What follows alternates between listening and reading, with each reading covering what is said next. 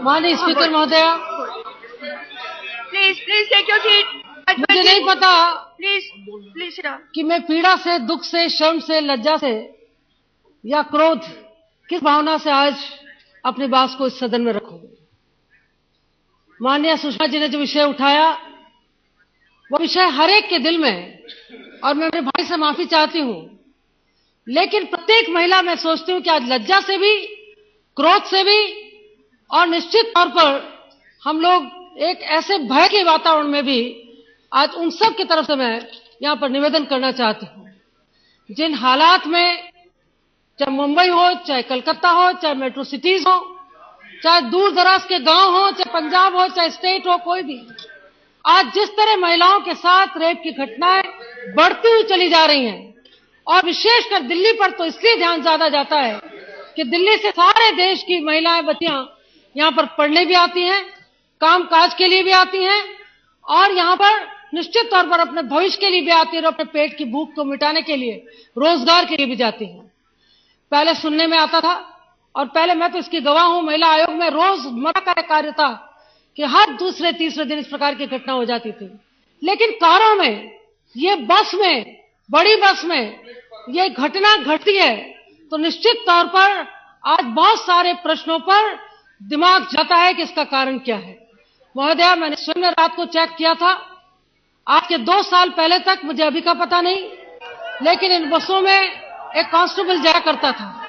Train station पर भी मैंने सिक्योरिटी देखी थी, लेकिन कल की घटना के बाद यदि मैंने देखा, इसका पता किया, तो मुझे पता चला कि अब बसों में किसी तरह की कोई सिक्योरिटी नहीं है। दूसरी बात यह है कि जो पेट्रोलिंग के लिए जो रात को कारें चला करती थी, उनमें कमी हुई है।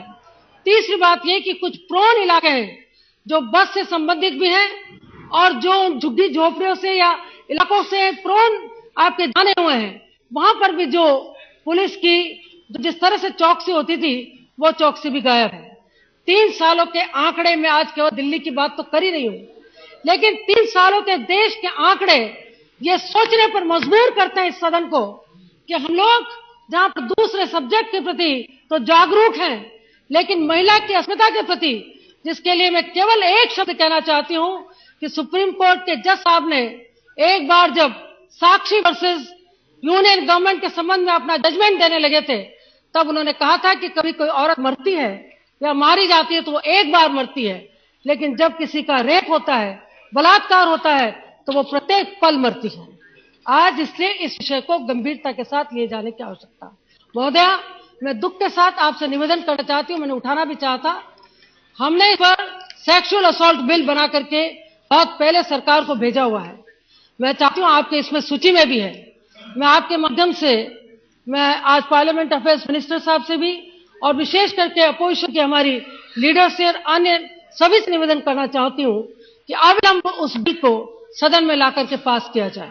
आईपीसी की, इंडियन पीनल कोड की जो परिभाषा है रेप की, महोदया, वो भी परिवर्तित उसमें होनी जरूरी है, क्योंकि अब तक केवल जो एक्चुअल रेप है उसको रेप माना जाता है, लेकिन इल टेजिंग के नाम पर जो घटना होती है, मैं इसको भी जोड़ना चाहूंगी। एक केस मेरे पास आया था, मेडिकल कॉलेज की फाइनल ईयर की लड़की थी, और उस लड़की ने अचानक कॉलेज जाना बंद कर दिया, और हर 5 मिनट बाद वो नहाने के लिए गुसल खाने में घुस जाती थी। माँ मेरे पास लाई, मैंने कुछ काउंसलिंग की, और तब निकल करके आया कि गरीब घर की बच्ची, एक टीचर की बच्ची किसी तरह मेडिकल के कॉलेज की परीक्षा के लिए जाया करती थी पढ़ने के लिए, और बस में उसके शरीर का कोई भी हिस्सा ऐसा नहीं होता था जिसके साथ छेड़छाड़ न हो, और उस हालात में उसकी हालात उस मानसिक स्थिति में हो गई थी कि वो हर पल सोचती थी कि मैं शुद्ध हो गई, मुझे नहाना चाहिए। बहुत मुश्किल से 7 बच्ची ठीक हुई। महोदय, इस विषय को गंभीरता के साथ, ये विषय इसका या उसका, इधर का या उधर का, महिलाओं का या पुरुष का, किसी एक स्टेट का या दूसरे स्टेट का, किसी एक वर्ग का या दूसरे वर्ग का नहीं है।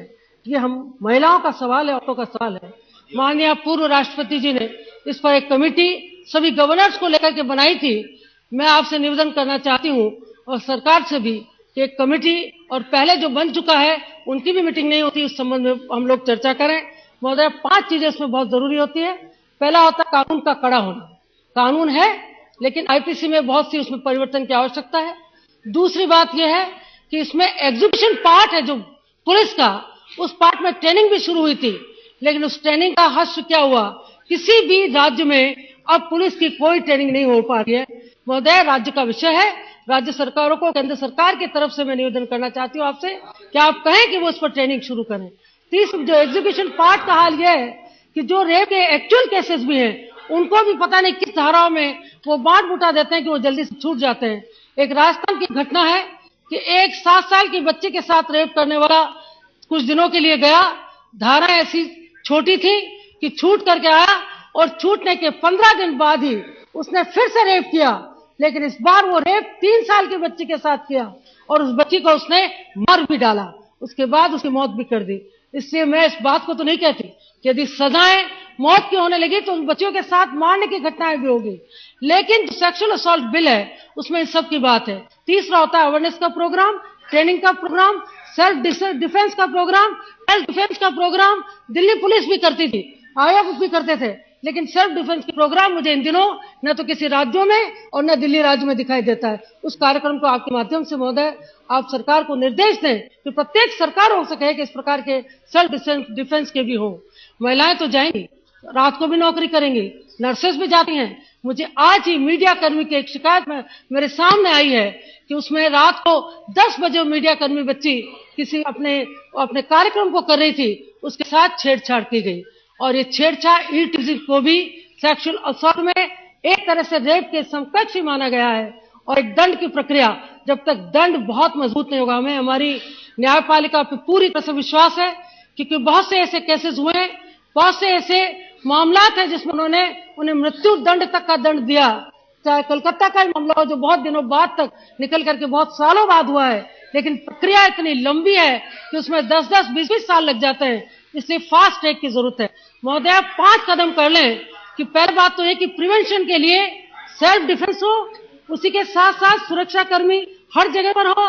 तीसरी बात, सेल्फ डिफेंस के साथ साथ पहले से वो प्रोन एरियाज पर सरकार की, प्रशासन की निगाह हो, विशेषकर पुलिस की। और दूसरी बात, यदि घटना घट जाती है तो तुरंत प्रभाव से उनको पकड़ा जाए, उनको सजा के लिए जाया जाए। 164 के तहत उस महिला का या उस बच्ची का बयान हो, उसी समय उसका मेडिकल हो, विलंब से मेडिकल घटना को आगे बढ़ा देता है और फिर फास्ट ट्रैक कोर्ट हो।